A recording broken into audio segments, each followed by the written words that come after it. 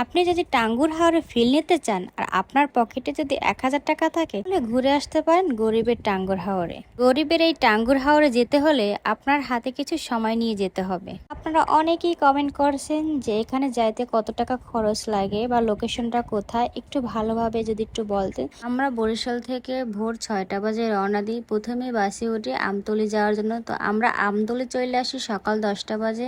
যেহেতু অনেক সকালবেলা বাসা থেকে বের হয়েছি, কোনো নাস্তা পানি কিছুই খাইয়ে আসতে পারি নাই।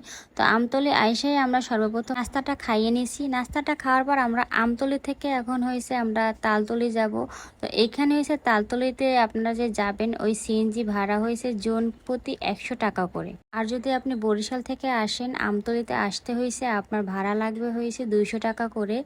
আর আমতলী আইসা তালতলীতে যাওয়ার জন্য সিএনজিতে ভাড়া লাগবে জন প্রতি 100 করে। আমতলী থেকে যখন আপনারা তালতলীর জন্য সিএনজি বা আলফাতে উঠবেন, একটা কথা মাথায় রাখবেন, আপনারা কখনোই আলফায় উঠবেন না, কারণ আলফায় আসলে আপনাদের অনেক পরিমাণ কষ্ট হবে। এই কারণে রাস্তা প্রচুর পরিমাণ ভাঙ্গা। আর যদি আপনি সিএনজিতে আসেন আপনার কোনো কষ্ট হবে না, তারা অন্য একটা রোড দিয়ে আপনাকে নিয়ে আসবে। আমরা যেহেতু নতুন প্রথম আসি, তো আসার সময় আমাদের অনেকটা কষ্ট হয়েছে, কিন্তু যাওয়ার সময় বাসায় মানে যখন যাব তখন আর এতটা কষ্ট হয় না আমাদের। তারপর তালতলী আসলে দেখতে পারবেন এখানে অনেক অটো সিরিয়াল দেওয়া থাকে। তো ওই অটোতে উঠবেন হয়েছে ডিসি পয়েন্ট নিদ্রারচর আসবেন। তো ওইখানে জনপ্রতি হয়েছে 50 টাকা করে ভাড়া।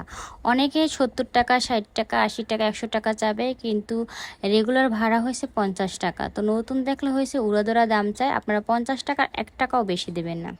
তারপর এই যে আপনাদের লোকেশন দিতে দিতে আমরা কিন্তু এই নিদ্রাচরে আইসা পড়ছি। ভাই বিশ্বাস করেন জায়গাটা যে এত পরিমাণ সুন্দর, কিন্তু আমাদের আসতে আসতে অনেকটা দেরি হয়ে গেছে। আমরা তেমন কোনো জোয়ারই পাই নাই। জোয়ার পাইতে হইলে সকাল 9:30 কি 10টা বাজে আসতে হবে। আমাদের আসতে আসতে 12:30 বাজে গেছে। তো এইখানে আইসা হয়েছে তেমন একটা জোয়ার পাই নাই। তো আইসা প্রথমেই হয়েছে 10 আধা ঘন্টার মতন একটু পানির ভিতরে নামছিলাম, ভিজলাম। তার কিছুক্ষণ পরেই হয়েছে জোয়ার নামে যায়। আর একটা কথা, হ্যাঁ, প্রথমেই যারা নতুন নতুন আসবেন আইসাই পানির ভিতরে এসে দৌড় দেবেন না, কারণ এখানে তো যেহেতু প্রচুর পরিমাণ গাছ, অনেক শিকড় আছে। কারণ অল্প পানি আর এখানে নামলে হয়েছে এত পরিমাণ শিকড় যে পায়ে ব্যথা পাওয়া যায়। আমার তো অনেক পায়ে ব্যথা পাইছি। তো তারপর এই যে এখানে আইসা আমি এই ঘুরতেছি। আর ছোটবেলা থেকেই হয়েছে গাছে ওরা অনেক শখ। তো গাছ দেখলে হয়েছে কি নিজেরা কন্ট্রোল করে রাখতে পারি না, গাছে উঠবই।